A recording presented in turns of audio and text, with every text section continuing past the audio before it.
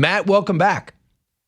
Thanks for having me, Brian. It's kind of weird. I mean, once in a while, you might say our military is strong and then find out things that make you feel differently. You might say the economy's good and then realize, okay, this is not resonating. You spent $20 million last year telling everyone Bidenomics is great. It didn't work. Why does this administration still cling to the numbers and try to convince people they're right instead of you being right? Yeah, it's a very strange thing. It kind of reminds me there was an old Joseph Heller play where a general said, "Well, we're going to bomb Constantinople off the map." And somebody suggests, "Well, why don't we just bomb the map?" And that's what they're doing. They're just trying to bomb the map. They're trying to tell people that, look, the statistics say you have a good economy, and what you feel or what you perceive when you go to the store is not rational. So when you buy a $4.50 chocolate chip cookie and you have a reaction to that that seems a little high, you're being irrational, they tell you. And it's gone beyond saying people are being irrational or partisan in their political choices. They're saying that their own perceptions of the economy are incorrect, which is kind of an amazing thing for the press to do. It is. It's really bizarre. And some of the people that have counseled him to knock it off is James Carville and David Axelrod, two people that got Bill Clinton elected twice, and David Axelrod, everything to do with Obama winning twice. He's trying to send a message, but instead, when this message gets to Joe Biden, the one time people have reported he used an expletive to talk about David Axelrod. So for Matt, what do you think is going on? Do you think his staff is telling him one thing and he's doing something else? Or do you think they're all on the same page? We'll keep telling the American people things are better than they are, and they'll eventually believe it. Well, one thing I know from talking to people who've worked in White Houses or in staffs for senators is that most politicians don't understand even basic economics very well.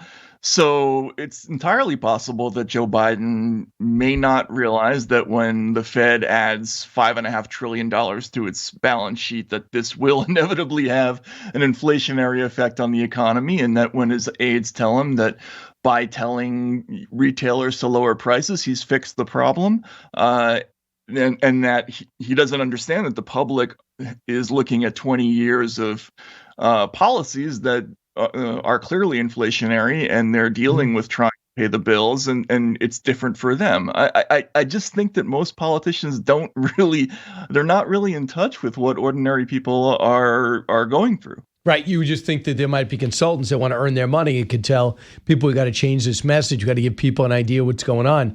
You know, I also thought it was pretty learned, too, that Pete Buttigieg went on with Margaret Brennan on Face the Nation. And basically they said, look, you got all this money from the Inflation Reduction Act. What have you done for certain terminals? We've done a lot. Well, I hear you got seven electric car terminals in the country with something like $30 billion. He goes, right. We're going to have so many by the end, but you're not doing anything now. So even the money they put into this infrastructure bill, the same thing that Barack Obama found out, there was no such thing as a shovel-ready project. That's what he's finding out now, too. So we spent the money, it goes into the debt, but we're not even getting the infrastructure yet. Well, right. And this is the whole premise of, for instance, like modern monetary theory, is that it's okay to endlessly print money if there's enough personnel and expertise and resources in the economy to absorb all that slack. But the problem is, if you do quantitative easing and 3 rounds of that, and you do the Obama stimulus, and then you do the CARES Act, which adds another $6 trillion to the economy, if you don't actually do all those shovel-ready projects, it's going to come out in inflation, which is just an indirect tax on ordinary people.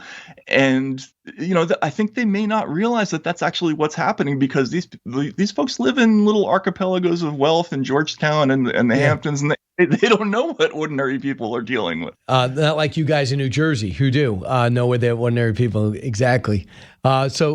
If you wanted proof that what Matt wrote about and what we're speaking about is actually what's coming out of the White House, here it is. Various comments from White House officials on various networks about the economy. Cut 33. It's real. But the fact is that if you take a look at what the people have, they have the money to spend. We are helping dig families out of debt. I believe continued progress on inflation will benefit both the American people and the global economy. This is a president who has been very clear about making sure that he's building an economy that leaves no one behind. So you could say all you want, but people are not adhering to that message. I also thought it was pretty good in that Politico story this week. One of the comments, Matt Taibbi, was that every time people compare the Trump economy to the Biden economy, the word was "we lose," meaning the Joe Biden people lose. So we have to overcome that. That's what made them pessimistic. And that's why the headline said it's basically panic time in the White House.